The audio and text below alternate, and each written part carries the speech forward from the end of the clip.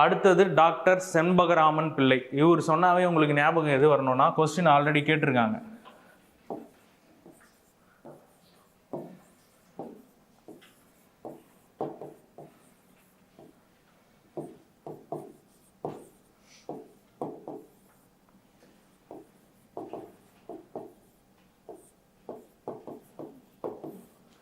So சப்மேரின் M10 ஒரு சப்மேரின்.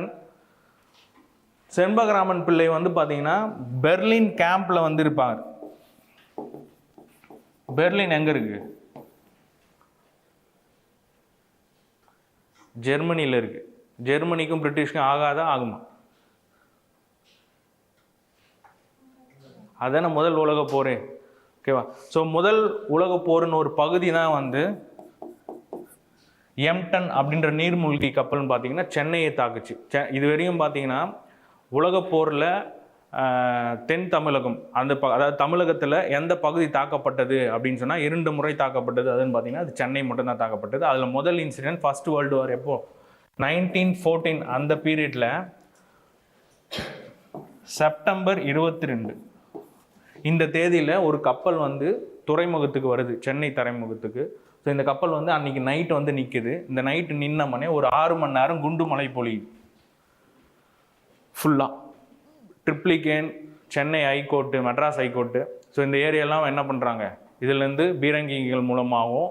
So சில குண்டுகள் வெடிச்சிருக்கு, சில குண்டுகள் வெடிக்காது. நீங்கள் இந்த ஒரு படம் கூட வந்துச்சு இல்லையா, ஒரு குண்டு வெடிக்காமல் இருந்துச்சு, அதை வச்சு பேஸ் பண்ணி ஒரு படம் கூட எடுத்தாங்க இல்லை, அதெல்லாம் இந்த இன்சிடென்ட் பேஸ் பண்ணி எடுத்தது தான். சில குண்டுகள் வந்து இதுலேருந்து விழுந்தது வெடிக்கவே இல்லை, இது வரைக்குமே வெடிக்கலை. ஸோ அதில் ஒரு சில குண்டுகள்லாம் வந்து மியூசியமில் வச்சுருப்பாங்க. ஸோ அந்த இன்சிடென்ட் இதுலேருந்து குண்டுகள் பொழிஞ்சிருக்கும். ஸோ இவங்க என்ன பண்ணுவாங்கன்னா, பிரிட்டிஷ் வந்து எதிர்பார்த்தே இருக்க மாட்டாங்க சென்னையை வந்து ஜெர்மனி தாக்கும்னு சொல்லிட்டு எதிர்பார்த்தே இருக்க மாட்டாங்க. ஸோ இங்கே என்ன பண்ணுவாங்கன்னா, அங்கேருந்து ஒரு முல்லர்னு சொல்லிட்டு ஒரு கமாண்டர், அதுதான் தளபதி, இந்த ஷிப்போட தளபதி. ஸோ அவர் வந்து டைரெக்டாக எடுத்துகிட்டு வந்து சென்னை துறைமுகத்தில் லேண்ட் பண்ணிட்டு என்ன பண்ணுவார், இங்கேருந்து வந்து குண்டுகளை பொழிய செய்வார். ஸோ அதில் வந்து சென்னை ஹைகோர்ட் இப்போயே வந்து பார்த்தீங்கன்னா ஹைகோர்ட் கிட்ட ஒரு செவுர் இருக்கும், அதில் போட்டிருக்கும் பம்பார்ட்மெண்ட் கேஸ் ஆஃப் மெட்ராஸ்ன்னு சொல்லிட்டு ஒரு செவத்தில் வந்து பார்த்தீங்கன்னா ஒரு சில பகுதிகள் வந்து தாக்கப்பட்டிருக்கும். ஸோ அது நினைவு சின்னமாக இதுவரையும் மெயின்டைன் பண்ணுவாங்க, நீங்கள் போனீங்கன்னா பார்க்கலாம். ஸோ அது எதுலன்னு, ஸோ அதுக்கு ஒரு தமிழர் உதவியாக தான் வந்து யார் சொல்லியிருப்பான்னா, இந்த நீர்மூழ்கிய கப்பலை இயக்கி வந்திருப்பார் இல்லையா முல்லர்னு சொல்லிட்டு, அவரோட சுயசரிதில் எழுதியிருப்பார், எனக்கு ஒரு தமிழர் வந்து உதவி செஞ்சார்.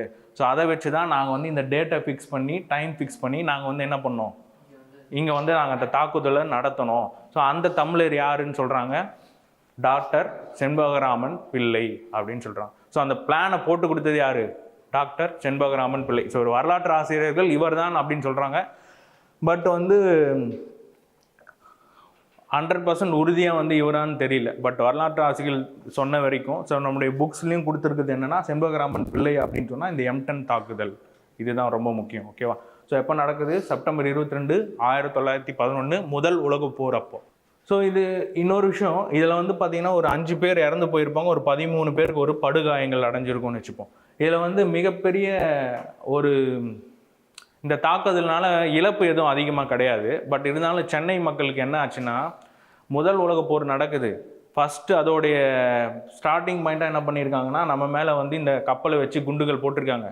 ஸோ இதுக்கப்புறம் என்ன ஆகலாம், முதல் உலக போர் காரணமாக நிறைய பேர் வந்து அட்டாக் பண்ணலாம் அப்படின்னு சொல்லிட்டு என்ன பண்ணுறாங்க, மக்களுடைய மனதில் ஸோ இதுக்கப்புறம் நம்ம உயிரோடு இருக்குமான்னு தெரியாது, அதனால் என்ன பண்ணாங்கன்னா மாட்டு வண்டி, ட்ரெயின் இதெல்லாம் பிடிச்சிக்கிட்டு என்ன பண்ணாங்க, தென் தமிழகத்தை நோக்கி போனாங்க. இப்போ நமக்கு இங்கே வந்து வெள்ளம் வந்துருச்சுன்னு வச்சுங்க, நீங்கள் என்ன பண்ணுவீங்க, சப்போஸ் நிறைய பேர் நம்ம அப்பா அம்மாலாம் குழப்புக்காக இங்கே வந்து செட்டில் ஆகிருப்பாங்க இல்லையா, செட்டில் ஆகிருப்போம். சப்போஸ் இங்கே வந்து ஃபுல்லாக தண்ணி வந்துடுச்சு, வெள்ளம் வந்துடுச்சு அப்படின்னா நம்ம என்ன பண்ணுவோம், நம்ம சொந்த ஊரை தேடி போவோம் இல்லையா. ஸோ அந்த மாதிரி விஷயங்கள் வந்து இப்போ இந்த டைமில் நடந்தது. ஸோ மனதளவில் சென்னை மக்களை பாதிக்க செய்தது அப்படின்னு சொல்லிட்டு வரலாற்று ஆசிரியர்கள் சொல்கிறாங்க. ஓகேவா?